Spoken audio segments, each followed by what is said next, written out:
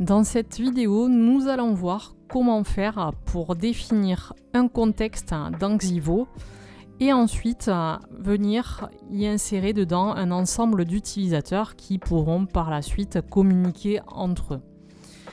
Donc un contexte, ça va nous permettre de regrouper un ensemble d'utilisateurs. Pour créer un contexte, je vais aller dans Services, puis dans IPBX et ensuite sur le menu latéral de gauche, je vais aller chercher Configuration IPBX et le sous-menu Contexte. Ici, j'ai déjà un ensemble de contextes préexistants, je vais en créer un nouveau. Donc, je vais créer un contexte, par exemple, pour un service. Donc ici, pour un service qui s'appellerait comptabilité. Et le type de contexte, ça va être un contexte interne pour pouvoir passer des appels internes au service de VoIP Xivo. Ensuite, je vais dans l'onglet Utilisateur pour venir définir une plage, un intervalle de numéros de téléphone qui seront dédiés à ce contexte. Je vais ici choisir le numéro de téléphone de début à 1101 et le numéro de téléphone de fin à 1199, ce qui me donnera une plage d'à peu près 200 numéros de téléphone. Je sauvegarde mon contexte qui est désormais créé et je vais passer maintenant à la création des utilisateurs de ce contexte. Alors pour cela, je vais venir dans Paramètres IPBX et je vais trouver le sous-menu Utilisateur.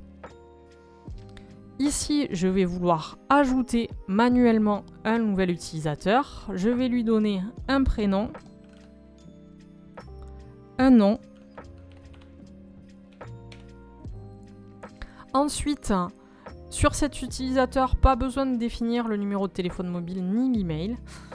Je laisse ici les réglages par défaut, 20 secondes, nombre d'appels simultanés 2, musique d'attente par défaut et je vais venir là mettre la langue en français, ce qui me permettra d'avoir toutes les annonces en français.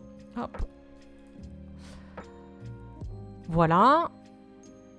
Ensuite, je vais devoir associer à cet utilisateur une ligne au moins.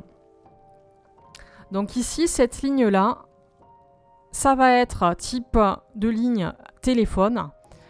Un contexte, mais ici je vais venir choisir le contexte que je viens de créer, comptabilité. Et je vais venir lui attribuer le premier numéro de téléphone de ma plage. Donc ici on me rappelle quelle est la plage que j'ai sur ce contexte. Et je vais venir lui attribuer le numéro de téléphone 1101. Je peux maintenant sauvegarder cet utilisateur.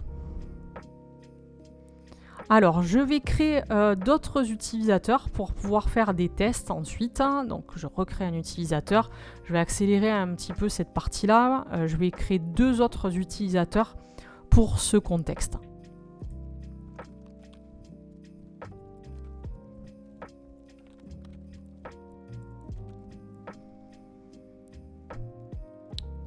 Voilà, nous avons créé notre contexte, nos utilisateurs.